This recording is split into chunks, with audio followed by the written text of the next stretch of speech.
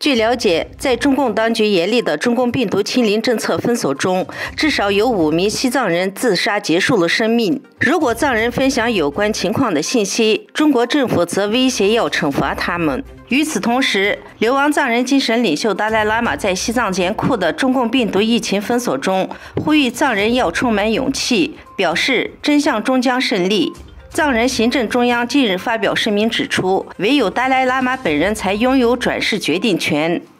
此外，藏人代表在联合国人权理事会第51届会议上指证中共为了严控维吾尔人和藏人所实施的不人道防疫政策，指控了中共在所谓新疆及西藏的各种侵犯人权的行为。中共机关党报和政府喉舌《人民日报》10月11日在第2版刊登了强调动态清零可持续而且必须坚持的文章，这也是该报连续第2天发文为动态清零政策招募，让很多人原本以为在北京举行的20大结束之后，中国的防疫政策可能适度放松的幻想彻底破灭。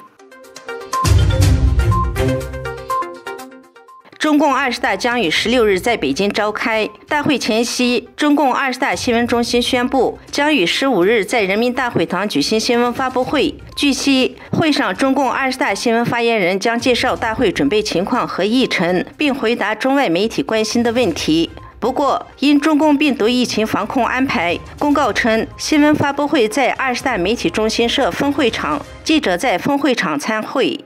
将于16日在北京召开的中共20大，按照惯例会期为1周。会议结束后，隔日召开中共20届一中全会。会议期间，习近平将代表中共第19届中央委员会发表工作报告，并选出约200名具有投票权的中共中央委员会委员，以及约170名候补委员和修改党章等工作。在之后召开的中共20届一中全会上，选举出新一届最高领导层，包括中共中央政治局委员、政治局常务委员会名单。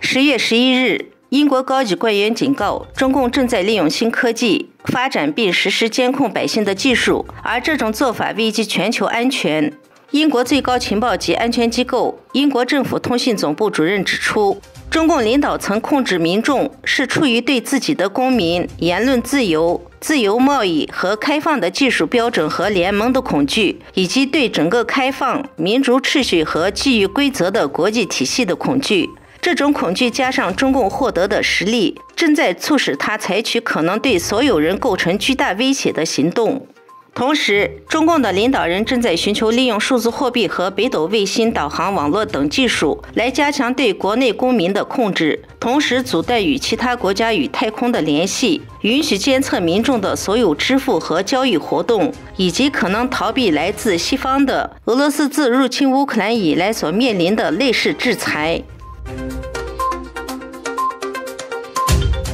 电子烟已对年轻人构成了严重的公共健康风险。一项美国政府研究表明，吸电子烟的美国青少年人数已达到了令人担忧的水平。美国食品药品管理局自2016年以来致力于打击青少年使用含尼古丁的电子烟，但效果不佳。儿童无烟运动人士表示，目前市场上的许多电子烟都含有大量的尼古丁，其中一些电子烟的尼古丁含量相当于20支香烟的总量，强调需要清理香味电子烟的市场。含有尼古丁的电子香烟不仅会让人上瘾，并且会影响尚在发育的大脑，包括削弱注意力和记忆力等。由于市场上流行的电子烟含有不同口味，不断刺激更多青少年去尝试。美国疾病控制及预防中心的调查结果显示，吸电子烟的青少年中，近85%的学生吸的是带口味的电子烟。